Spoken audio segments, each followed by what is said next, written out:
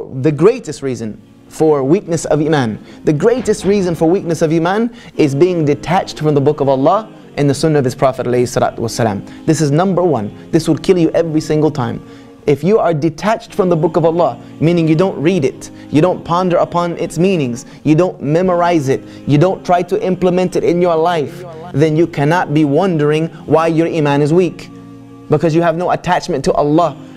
The Prophet ﷺ said, I leave behind me two things. If you hold to them, you will never go astray. The first of them is the book of Allah, which is like a rope.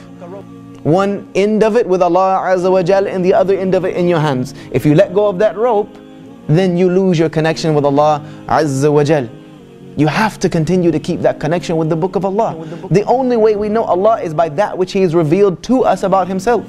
And where else are you going to find that which Allah has revealed to us about Himself other than in His Word? Other than in His Word. This is the words of Allah Azza wa Jal. This is as close as you're going to get to being near to Allah in this life, is through your connection to Allah through His book. Because even in our salah, people say, yeah, our salah is our connection with Allah. Is there any salah that is valid without the book of Allah in it? Is there any salah that is valid without the book of Allah being in it? So you can't tell me that salah is the only connection you have with Allah, because if you don't have the book, then you don't have the salah. So the book of Allah Azza wa Jal is the most important thing. It is primary. It is primary. I can't stress the importance enough that if you don't pick up the Quran at least once a day, in the morning or in the evening or any time, and at least thumb through something and try to understand it, then you have lost a severe connection with Allah Azza wa Jal. You've lost it. And if you just read the Arabic, mashallah, may Allah reward you with the hasanat of every single letter you read. But if you don't understand it, what is it going to do for you? You don't know what Allah is even telling you. You are saying something that Allah is commanding you and you don't even understand it. It's like you sitting here speaking. If I gave this language in a language that I made up, you wouldn't benefit from it and I wouldn't know what I'm saying. You get the hasanat through its recitation and you get benefit through its understanding. And therefore you must have your connection with Allah through His book, and you must have connection to the sunnah of the Prophet ﷺ. These two things are mandatory. Losing these will cause you to have weakness of Iman. Wallahi, every time. The longer you stay away from the book of Allah, the more you will find your Iman draining. Because the book of Allah is like gasoline in the car, like the petrol you put in the car. If you don't put any petrol in the car, what's going to happen? It's eventually going to be stuck in the middle of the road. You're not going to be able to go anywhere else. The same without putting the heart filled with the remembrance of Allah Azza wa Jal through His Word, you will find a heart that becomes empty of any energy whatsoever to please Allah. What it will have energy for is to disobey Allah Azza wa Jal, because shaitan will be the one filling it up at that point with all the doubts and the masiyah and things of this nature. One of the things that causes weakness of Iman is staying away from an Iman nourishing environment for too long. Staying away from an environment that will nourish your Iman for too long will cause you to fall into sin. Because sin was one of the things that weakened the Iman. Like for instance, if you're sitting in the house of Allah Azza wa Jal, how many times do you think about sinning? Very little. If you're sitting in the house of Allah Azza wa Jal, and the Quran is being recited, the dhikrs, the circles of remembering Allah is going on, then your mind is not thinking about disobeying Allah. You're almost in Jannah, almost in some instances.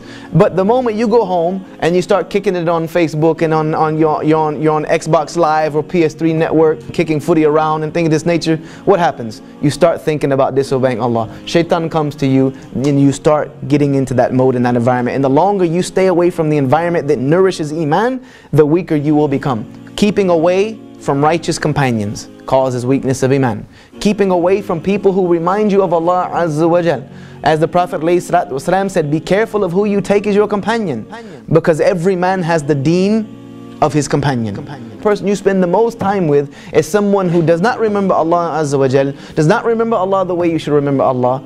Then guess what? Your Iman is going to suffer because of that, whether it's now or later on down the road. Because one thing I do know, in this life, either you're giving da'wah or you're getting da'wah. You should either try to bring your companion closer to you, or if you feel that you're too weak to do so, separate that company. Separate that company for the sake of Allah Azza wa Jal, and let somebody else come and try to nourish that relationship. Because if not, you're both going to get dragged into the ditch. Preoccupation with dunya causes du'af al-iman, it causes weakness of iman, and forgetfulness of akhirah. Forgetfulness of akhirah. Being unmindful of akhirah, meaning the next life, and all you are preoccupied with is this life, will cause your iman to become weak. Will cause your iman to become weak. Why? Because this dunya doesn't do anything but suck the life out of iman. It will suck your iman out like nothing else. It will.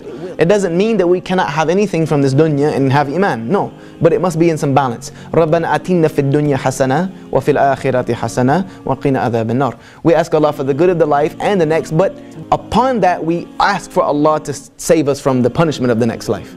The Prophet ﷺ said, he is doomed who is the slave of the dinar and the dirham.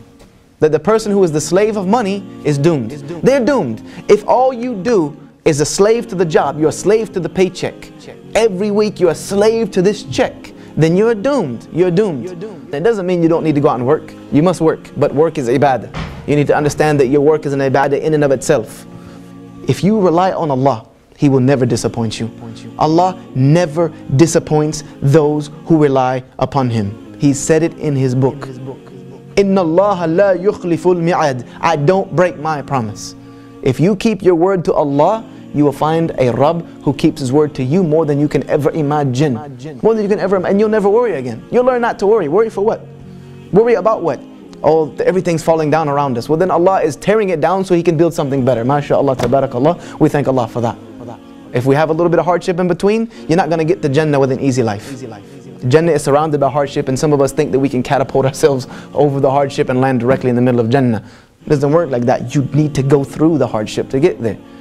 One thing we need to understand about iman before I tell you how to fix iman is you need to understand the Prophet ﷺ said, faith wears out in the heart the same way clothes wear out. That iman wears out in the heart the same way that if you wear clothes, they wear out. They constantly need to be cleaned and renewed, and you need to put on new ones. It constantly needs to renew. So he said, ask Allah to renew your heart. Ya muqallibal qulub thabit qalbi ala dinik. He said, the Prophet ﷺ told people, ask Allah to renew your heart. We also need to understand that it is part of our aqeedah that iman rises and falls. You have to understand that, or you're going to always think that you're a hypocrite. And if you do always think you're a hypocrite, it's a sign of iman as well. It's a sign of iman. Don't always beat yourself up because you think you have become a hypocrite. The thing we need to try to fix though is that it doesn't fall to the point to where we fall into sin. It's like a muscle. We have to learn that iman is a muscle. It is a muscle. If I go to the gym, would I pick up the 50-pound weight first and just start chucking that thing over my head if I'd never worked out before? No, man, I'm going to rip every muscle in my body. That's it. That's going to be the last workout I'll probably do for at least a month. I'm going to tear every ligament and tendon if I can even get the things above my head. And then I'm not going to work out anymore. I'm going to say that's too much. Right? Correct? No, you start with the little weights, correct? And then when those get easier, now you go to the other one. Because what happens is you build something called muscle memory, so that the muscles remember these movements and they get stronger. But if you stop working on those muscles, what happens? They go straight back downhill. Iman is a muscle that must be worked on. But if you want to work on your iman, you can't start by saying, okay, I'm going to fix my iman by reading 1 juz a day. I'm going to pray 20 rak'ah of qiyam al-layl. You know, I'm going to read 50 ahadith, this, that, and the third. Because why? You're not going to be able to keep up that regimen. I'm going to fast every other day, the fast of Dawood. You're going to put it all in at once. You're going to go from being a marginal Muslim to a super Muslim in one day. It doesn't work like that. You're going to jump off the building thinking you're Superman. You're going to splat right on the ground. You need to work at it slowly.